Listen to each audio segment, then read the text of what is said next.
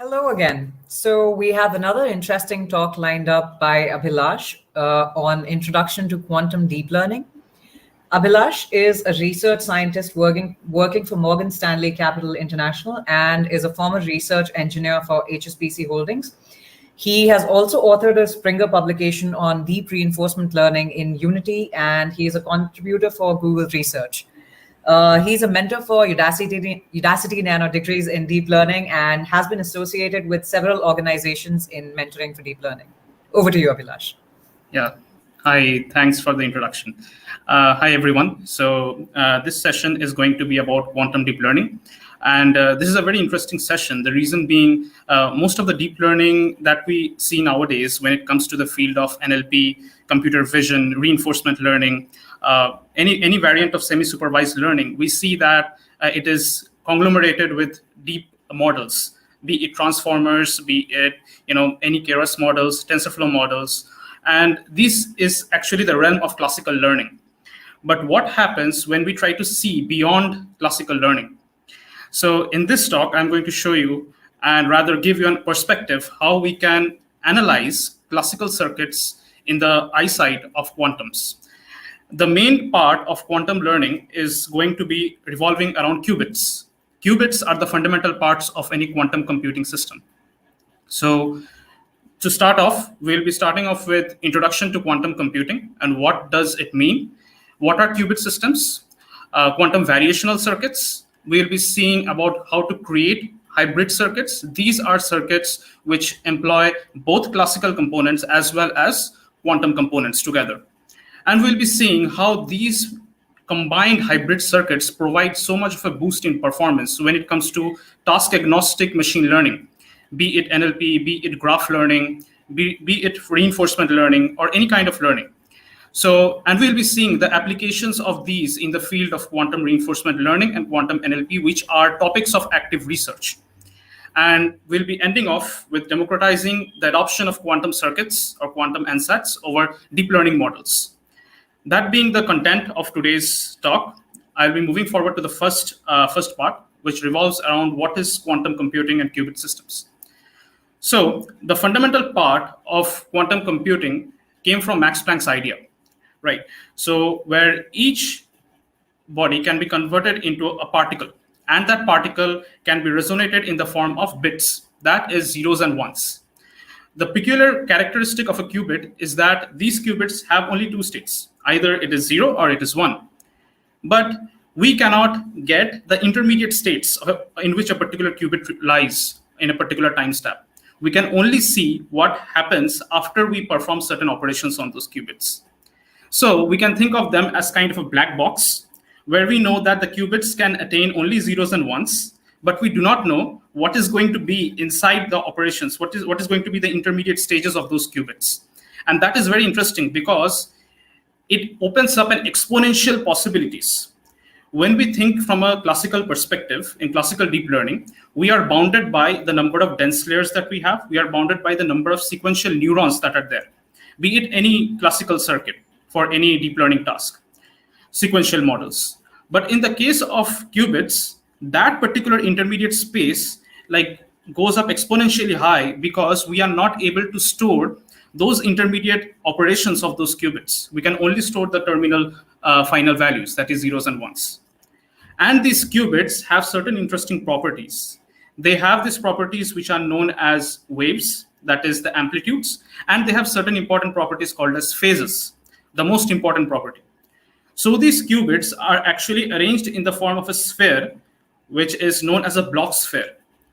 And a block sphere represents, it has three different axes, X, Y, and Z, and each of them have a certain angle known as phi and theta. And this angle represents what is the vector point for a particular qubit vector on that particular block matrix or block circle. And this helps to visualize what is the output from a particular gate, quantum gate, what is the final state of that particular qubit, and other details. And this block circuit or the block circle that we see over here, block sphere actually, this actually provides different rotations based on different operations when applied on those qubits. In quantum circuits, like in pure quantum circuits, our task is to optimize a function, as in the case of classical circuits.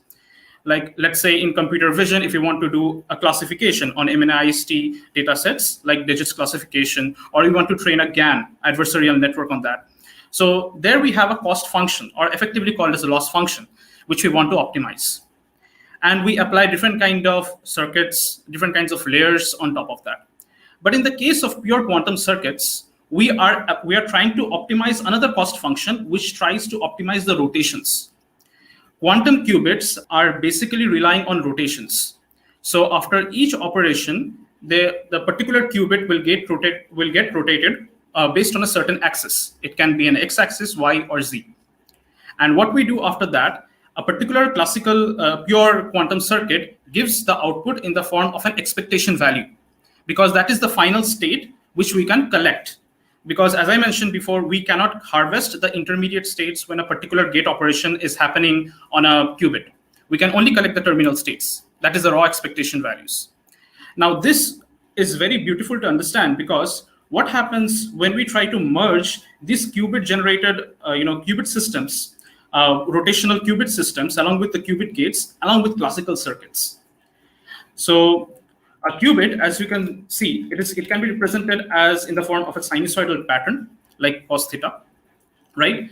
And this is quite similar to complex systems or complex mathematics, where you have two different angles representing the theta and the phi components.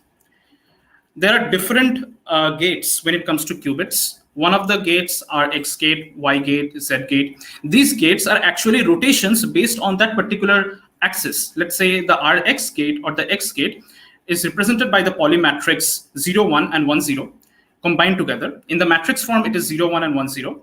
So this actually is kind of rotation of a particular qubit along the x-axis. Similarly, we have rotations along the y and the z-axis respectively.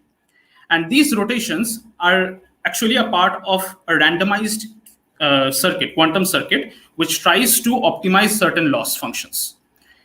Some of the popular gates are the Hadamard gate, which has 1 by root 2 part outside of that square matrix, right? That means effectively a phase of pi by 4. So when we are trying to normalize these kinds of gates, there is also a rotation gate where we have 1, 0, 0, and ei phi, where phi is the angle that we mentioned before in the block sphere. So all these gates that we see are actually a subset of a universal gate, which is known as the S gate. Okay, so when we see S gate has this kind of formulation where it is 1, 0, 0, and ei pi by 2. That means it is an RZ gate which a phase of 90 degrees. Now, why are we discussing this? The most important part is understanding that these rotations are the fundamental part when designing a quantum circuit. Whenever we have different open source libraries for the same, some of the libraries are TensorFlow Quantum, which uses Cirque Simulator. Some of them are the most popular IBM Qiskit, and we also have Penny Lane. So these three are quite the most popular democratized open source quantum learning libraries. And we're going to use those to build certain interesting circuits.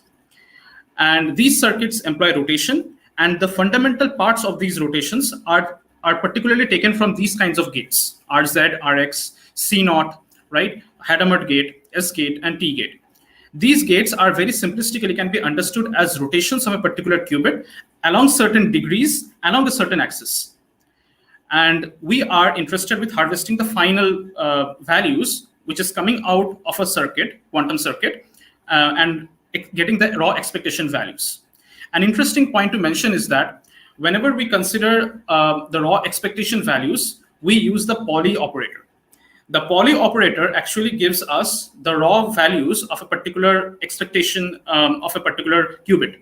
So if we have two qubits, then we can combine the two qubits using the Pauli Z operator, or you can separately have return the two qubits separately using isolated Pauli operators. So this kind of analogies and these kinds of circuit variations are quite popular when we will try to design different circuits. And yeah, so now the next part is about quantum variational circuits. Now, before we move into quantum variational circuits, it is interesting to understand something. when we analyze with respect to computer vision or in NLP, we are interested in embeddings. That means embedding a data in a certain space, Riemann space preferably, that belongs to all real spaces, and we want to optimize that space based on a certain loss function.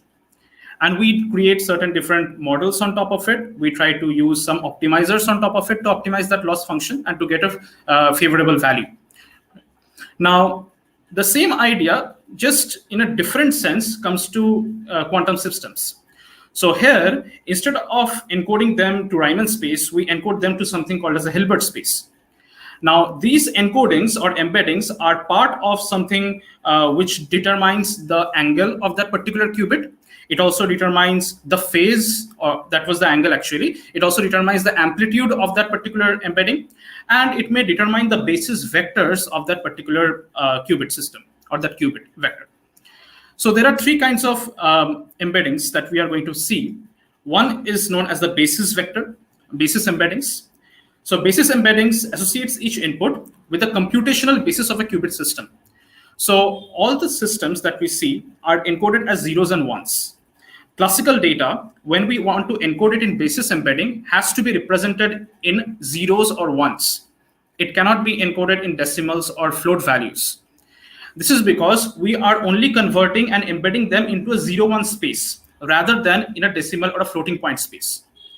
So basis embeddings forms the first part of embedding a particular qubit. We also have amplitude embeddings. Amplitude embeddings are quite interesting because we are embedding the qubit data based on the amplitude of the quantum system.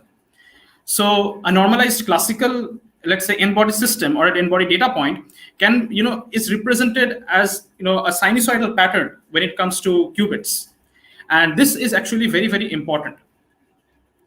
So one of the most important things is whenever we try to encode it in amplitudes, we are considering a part of the phase as well. So as we know that in a wave, we have sinusoidal waves, we have cosine waves. Similar to amplitude embeddings in qubit systems, we are encoding those in the case of the amplitude of that particular wave. So yeah, and the third part is the angle embeddings, which I did not mention here. But angle embeddings are based on dividing the phi and the theta angles in certain values, so that it can be embedded in that data can be embedded in that particular angular value. So let's say we have a phi angle of pi by 3. So that means I'm going to embed the data in pi by 3, in the phase of pi by 3. Let's say if I have fewer number of qubits as it is required in pi by 3, then I will only restrict myself to the number of data or the qubits that I have. I will not go beyond the number of qubits that I have. So angle embeddings are mostly based out of embedding a particular data point. That is, it can be a floating data point or any real value data point in the angular domain. It can be phi or theta, right? So now that we have understood what quantum gates are, we have a brief understanding of what quantum embeddings are, we can go and understand the quantum variational circuits. So quantum variational circuits are effectively quantum feature maps. Feature maps are nothing but another word for quantum embeddings. So these are passed through a quantum circuit or an ansatz and undergo a sequence of gate transformations. So these gate transformations are basically the rotations, just like I mentioned before. It can be rotation along x-axis, y-axis, z-axis. And these randomized circuits are effectively, they try to combine different qubits and they try to superimpose different states on top of each other. Because whenever we are trying to optimize a cost function in the case of quantum circuits, they will try to superimpose different states on top of each other. And this superimposition is done on the quantum feature maps or the quantum embedded data, right?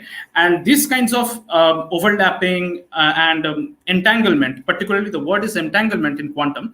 So entanglement means that a particular qubit state can exist in any terminal state, either zeros or ones, and it is not possible to abstract them until we get the final terminal or the raw expectation values. So the same concept we apply over here. And these U gates that we see over here are nothing but the U gates are known as universal gates. These are a broader representation of all the gates that we have seen, be it Rx, Ry, Rz, or C0, Hadamard gate, T gate, S gate. So all the gates that we have seen, this is just a global representation of that. a particular quantum variational circuit, or these are known as classical or pure quantum variational circuits, consist only of quantum qubits, right, and their rotations associated with it. But what happens if we try to combine these kinds of circuits with also, layers of any kind of libraries? So these libraries can be, let's say, from PyTorch, or it can be from TensorFlow, or it can be based on any other machine learning library, right? So the most important aspect is to know is that there are different kinds of circuits, or pure variational circuits, depending upon the architecture that we have. The most common are the layered architecture. Layered architecture means that you will have a particular block of layers, which are nothing but a set of quantum rotations. So these rotations, let's say in the figure that we see over here, A alpha, this will try to perform the C0 gate, Rx gate, and Ry gate, right? And followed by another different layer. This is layer B, which has different sets of rotations applied on that particular qubit. So these kinds of layered architectures are quite popular, and these are perhaps the most used variants of quantum neural nets. So parameterized circuits are another variant of these kinds of layered circuits, where we try to pass different parameters inside it. So what can these parameters be? In a basic neural network, when we talk about parameters, the most important thing that comes to our mind is weights of a particular hidden layer, the bias associated with that particular hidden layer. Parameters can include the initializing variables, or initializing functions of a particular neural network layer. Or it can mean learning rates. It can mean different other things when it comes to classical learning. But in the case of parameterized circuits, we are concerned with the weights, the shape of the weights preferably. So the qubits are related to the number of wires in a system. So in this figure that we see, we have 4 different qubits: Q0, Q1, Q2, and Q3, if we start from 0. So these qubits are effectively the number of wires that are present in a quantum circuit. A quantum circuit is a synthetic circuit, right, which can be run on certain hardwares. And like I mentioned, Penny Lane, TensorFlow Quantum, and IBM Qiskit, they provide different such quantum simulators or hardware circuits on which we can perform these kinds of rotations, or we can build these kinds of pure variational circuits. So at the end of the session, we'll be seeing, there is a repository and group of links which are there, which contains all the details and implementations of all the different items, which we'll be seeing later. So parameterized circuits are nothing but we pass certain parameters, let's say the weight of the hidden layer of the qubit system, or we want to pass, let's say, the initializing, whether we want to initialize the entire qubit system as zeros, or whether we want to initialize it as 1, since there is no point having any other values rather than zeros and ones. So parameterized gates, when combined with this kinds of layered architecture, they provide a pure quantum variational circuit. So in this case, there are again different other variations of these kinds of circuits. Some circuits are known as IQP parameterized circuits, where you have these Hadamard gates on 4 qubits, Q0, Q1, Q2, and Q3. You have this RZ rotation on the 4th gate, right? And that is the output of that particular 4th qubit. For the 3rd qubit, you have a T gate, which is nothing but a phi value of pi by 4, that is 45-degree rotation. So followed by an RZ gate. And then you have the 2nd qubit, which is operated by a simple RZ gate. And the first one is just a simple T gate, which is pi by 4. So these kinds of parameterized circuits are, can be used along with layers. So if you see clearly, this A block is a layer, and this B block is a layer. So we can think of them as layered parameterized circuits. And since there are no classical components here, this is a pure quantum variational circuit. And the next part is alternating operator ansatz, or alternating operator quantum circuits. In these architectures, there is a layered pattern, which is quite similar to the parameterized circuit that we saw. But the unitary operations are time-evolving Hamiltonians. Now, this is a very interesting concept, because all the qubit systems can be represented in exponential format, which is given over here, e to the power I a alpha delta t. That means at each time step that qubit is changing, at each time step that qubit value or that qubit state is changing. These are known as temporal evolving Hamiltonian. right? And this is very interesting concept when we will be seeing quantum graph recurrent neural networks. So we have graph recurrent neural networks when we want to build any kind of knowledge graph based solutions, when we want to abstract different data, right? When we want to do sentiment classification on knowledge graphs. So that is classical kind of knowledge graphs that we have. But we can extend that to include quantum variational circuits with evolving Hamiltonians. So this particular ansatz is quite interesting when we will be going into QGRNN, or quantum graph recurrent neural network. So yeah, apart from this, there are again different kind of tensor networks ansatz, which is actually the crux of classical quantum hybrid circuits. So tensor network ansatz, what they do, we have these kinds of layers associated with ourselves belonging to each qubit system, parameterized circuits, right? Now what we do, we wrap them around any autogradient library. We wrap them to make it familiar with any autogradient library. That autogradient library can be Torch, that autogradient library can be TensorFlow, or it can be any other autogradient library. So why we need this? Because we want to combine the power of classical learning with quantum learning, quantum pure circuits. So what we do, we wrap that quantum layer, right? We wrap that quantum layer in a Torch network, in a Torch layer, PyTorch layer, or in the form of a TensorFlow layer. And we merge it and club it with a classical circuit. So it can be a classical, that the first part can be classical, let's say pure dense circuits for simplicity. And then we can have a quantum circuit wrapped in a Torch or a TensorFlow module, which is our quantum circuit. And then we have the successive layers or the final layers, which are nothing but classical circuits, right? So classical, quantum, classical. This is one kind of hybrid circuit. We can also have classical quantum if you want to just extract the variables from the raw expectation states in binary tasks. We can just have a classical and a quantum block combined together. And we can have a quantum and a classical block combined together. So if we understand this very clearly, we can think of this in a very abstract manner, that the qubits are the states or the number of wires that come into the system of a quantum system, right? So if we can somehow manipulate these qubits to generate n classes or n labels, we can use it for any kind of classification task. Now, classical and quantum circuits, when we combine them, and let's say we have an n qubit of 2, then that becomes the final state output of that, or the raw expectation values can be 2 in the case of the final qubit layer, right? So that becomes very much suited for sigmoid kind of sigmoid learning, or let's say binary classifications, right? Because we only have 2 states, and we are using a classical circuit, and we are plugging a quantum circuit at the end, having 2 qubits, and we want to get the raw expectation values. We have created a classical and a quantum ansatz, which is used for binary classification. And quite the most popular example of that being on any, let's say, if you want to classify it on any data sets.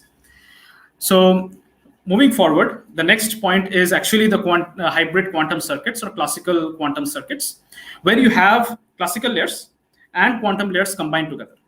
There has to be certain restrictions, though. It is important to note that at the junction point of a particular, let's say, classical layer and a quantum layer, that particular junction point has to be very cleanly maintained. That means the outputs of that particular layer, so that layer can be anything. It can be an embedding layer, it can be a dense LSTM, temporal, times distributed, or any kind of layer, right?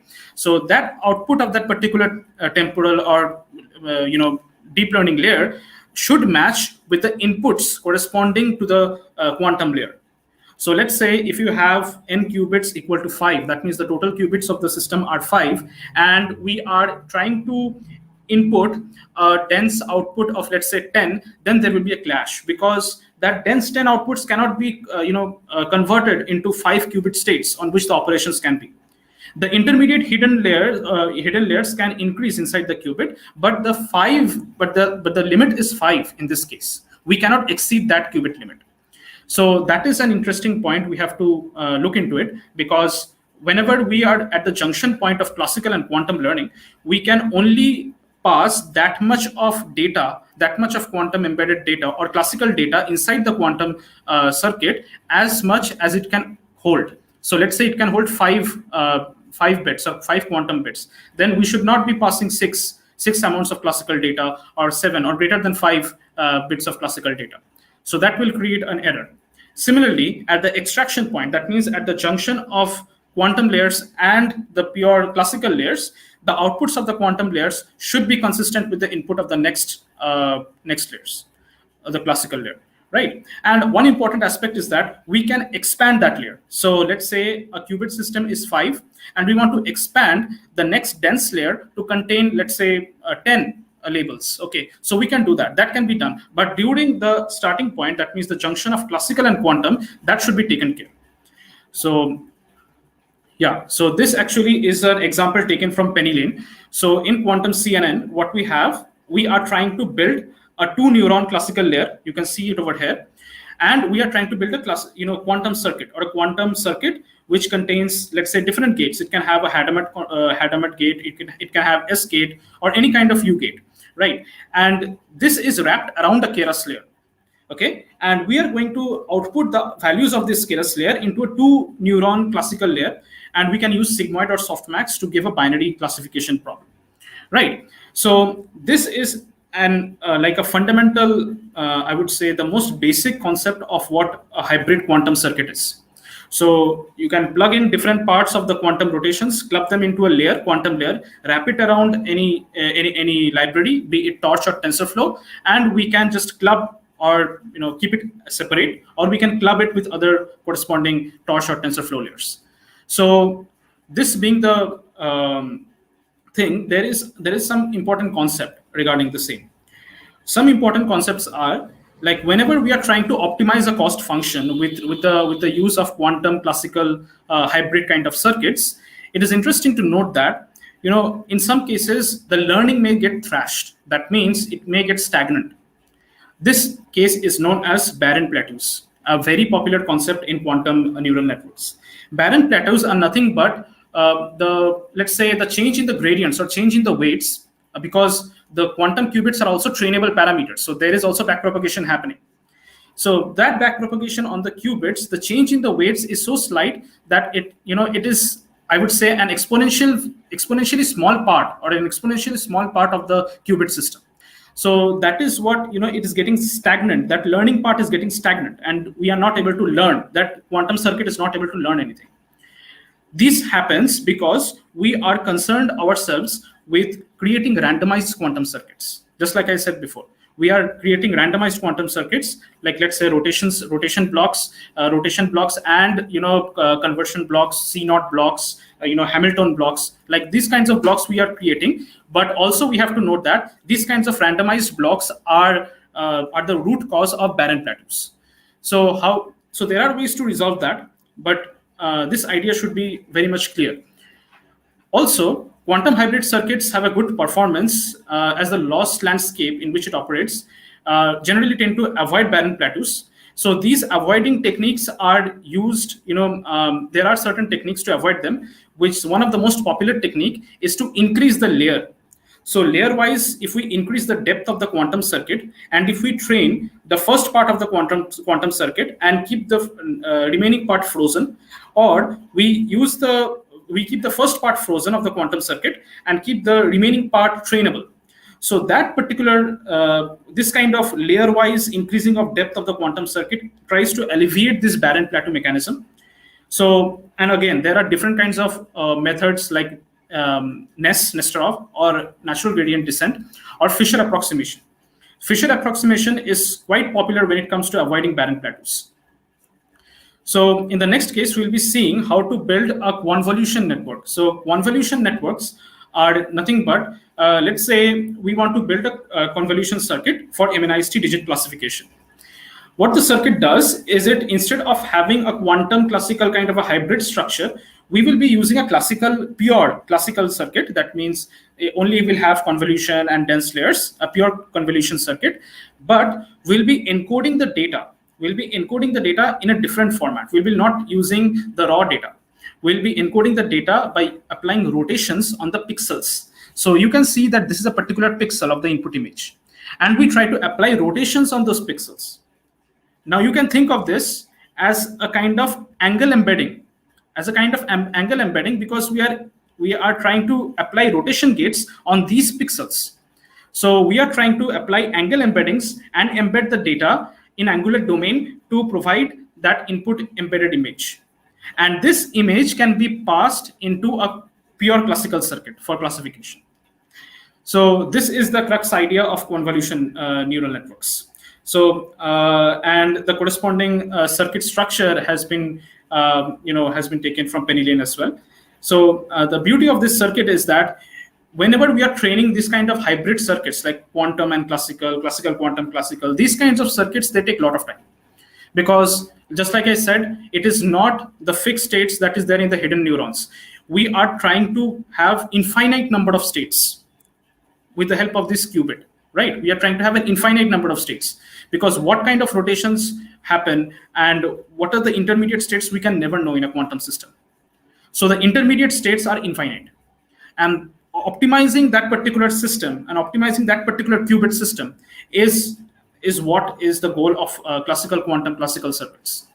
So instead of going through that burden, why don't we just encode the data in quantum domain? So we are angle embedding the data in quantum domain, and we are passing that through a classical circuit, pure classical circuit, convolution circuit. So that becomes a rather faster approach with better performance gains. Okay. So yeah, quantum RL and quantum NLP. Quantum RL is actually a field of active research, because though there are many drawbacks, because we cannot isolate intermediate quantum states, that being the main disadvantage of it.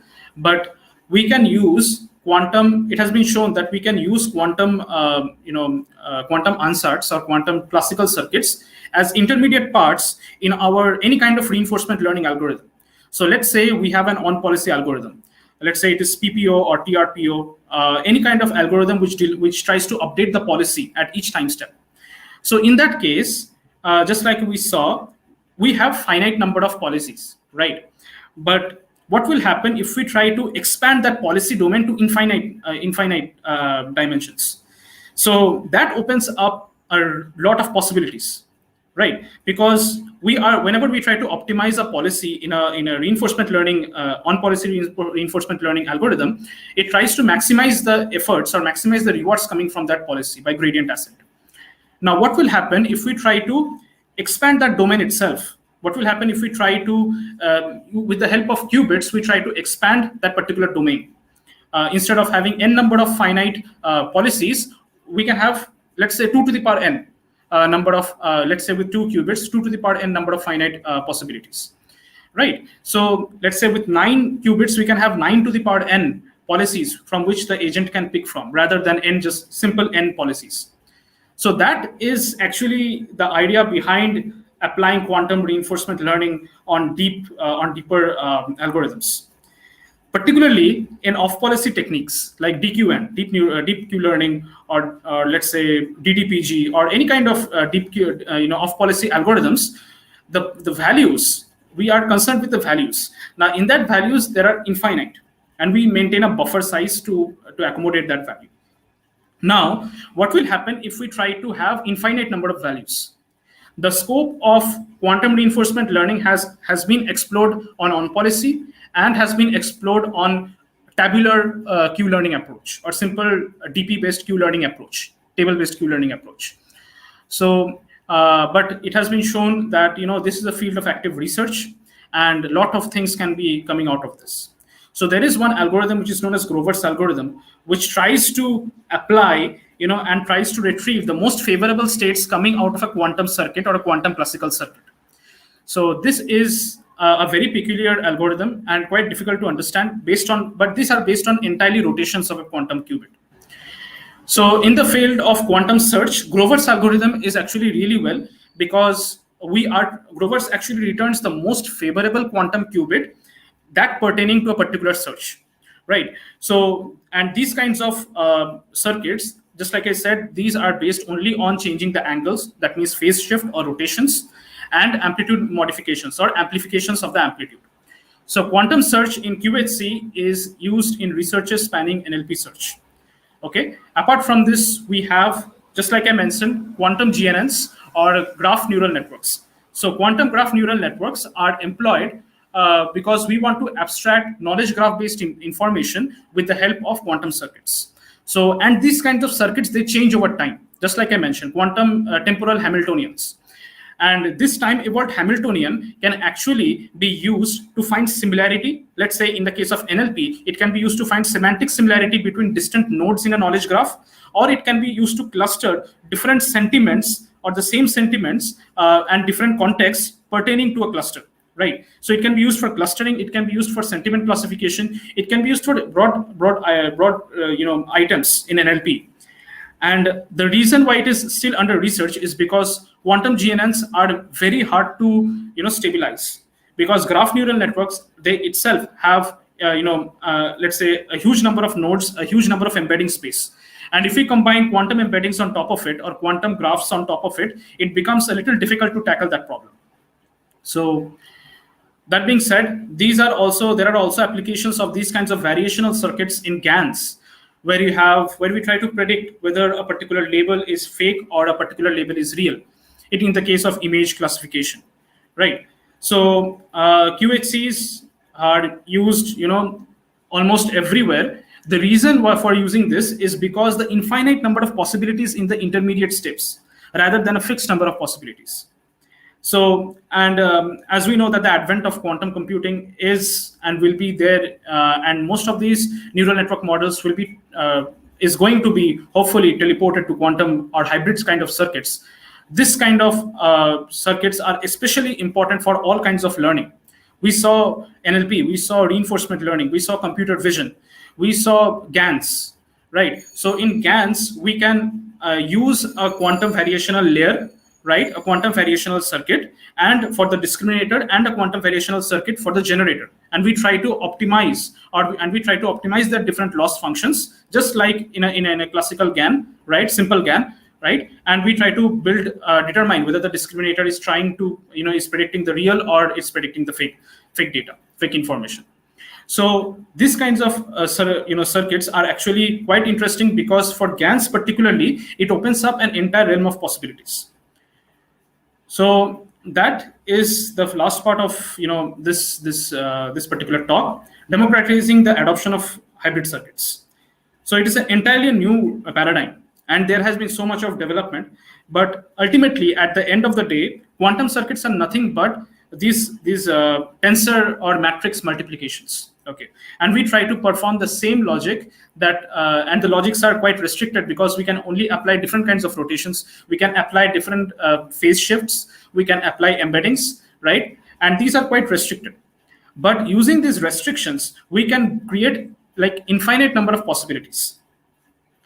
So the high intermediate, due to the high intermediate sample spaces, the QHCs are time consuming. However, they provide a better loss statistic than traditional ones. And there have been significant growth of open source quantum ML, like PennyLane, TensorFlow Quantum, and IBM Qiskit being the most popular repositories available. And there has been a lot of development going on in these open source projects, in these open source repositories, which is quite good for the quantum neural network community. So, and I also think that from a personal perspective, quantum research and quantum research, particularly to reinforcement learning, particularly to graphs, particularly to, let's say, GANs, can open up a wide range of possibilities. So that being the crux of what I was going to talk about today. And these are some of the links. So this GitHub contains all the implementations, some of them which have been adapted from PennyLane. There are also implementations based on Circ and TensorFlow Quantum Qiskit. And these are the corresponding links if you want to dive deep, do a deep dive into the realm of quantum understanding, quantum learning, and quantum circuits, variational circuits, why they are used, and their different applications. So that being said, I'm open to any questions that may be there if we have time and the time permits.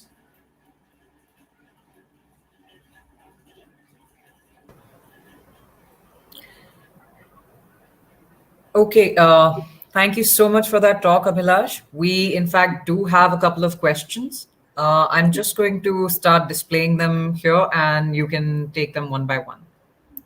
Okay. Just So, 1 second. Yeah. could the qubits be used to represent the neurons within a layer, or is one whole circuit representing one neuron? So, Yeah. yeah.